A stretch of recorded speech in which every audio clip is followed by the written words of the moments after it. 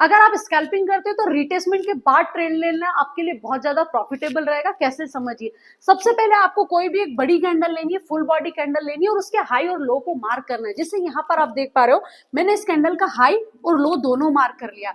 अब क्या करना है, हाई लो मार्क करने के बाद आप उसी कैंडल का 50% भी मार्क कर लो। जैसे यहाँ पर बिल्कुल बीच सेंटर में मैंने 50% मार्क कर लिया। अब आपको ये पता चल जाएगा कि अगर 15 मिनट की कैंडल का लो टूट भी रहा तो रिटेसमेंट कहां तक मार्केट लेगा। जैसे यहाँ पर 50% तक रिटेसमेंट लेता है, उसके बाद मार्केट गिर गया। सेकंड टाइम पे आपने देखा 50% पर रिटेसमेंट लिया लेकिन उसके बाद मार्केट गिर गया।